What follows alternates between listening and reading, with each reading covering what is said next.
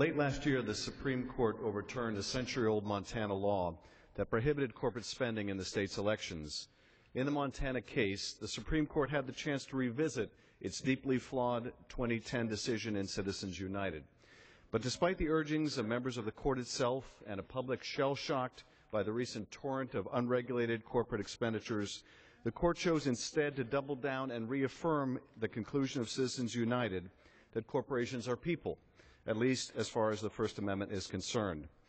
As a legal decision, the Citizens United opinion was remarkable in many ways, in its willingness to overturn a century of jurisprudence, in its choice to issue as broad a ruling as possible rather than as narrow as the case and Constitution required, and in its reliance on minority or concurring views in prior decisions rather than the prevailing opinions in those same cases.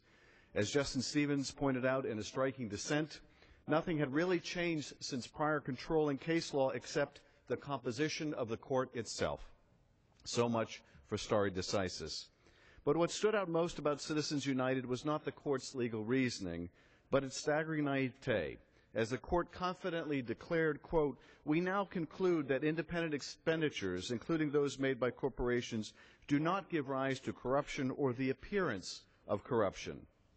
Unfortunately, the 5 justices who joined this opinion must be the last 5 Americans to feel that way. Certainly none of the evidence before the court in Citizens United or the Montana case compelled a conclusion so at odds with reality. To be fair to the present court, they did not invent the distinction between direct contributions, which can be regulated, and independent expenditures, which may not. That flawed distinction goes back more than 35 years to Buckley versus Vallejo, where the court attempted to place limits on both forms of campaign spending. In Buckley, the court felt that there was a compelling state interest in regulating contributions to candidates, but that there was not yet sufficient evidence of a similarly compelling need to regulate independent expenditures. But the court acknowledged the need to revisit that conclusion in the future if events should prove otherwise. Events have most certainly proved otherwise following Citizens United. Since that decision, corporate expenditures have reached in the billions of dollars, and the independence of those expenditures, their theoretical separation from the office holders they are intended to influence, is a fiction no one buys anymore. The proliferation of super PACs and their outsized influence on House, Senate, and presidential politics is beyond dispute by all except those 5 Americans who happen to sit on the court. But if the Montana case makes anything clear, it is this: the court has dug in.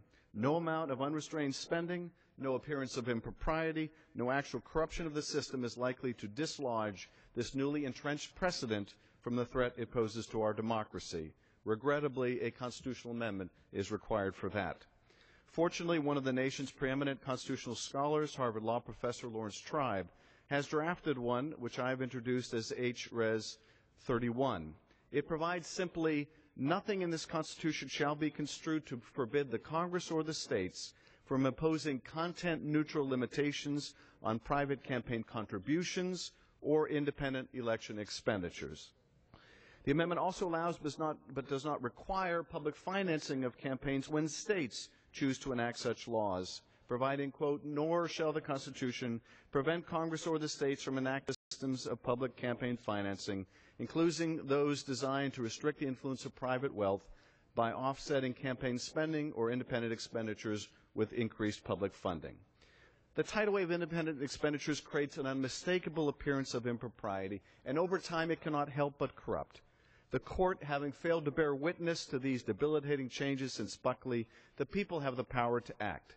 Independent expenditures, like direct contributions, should be subject to reasonable limits and should be transparent. And corporations are not people. For if they were, as Justice Stevens points out, how could we deprive them of the right to vote? I thank the Speaker and I yield back.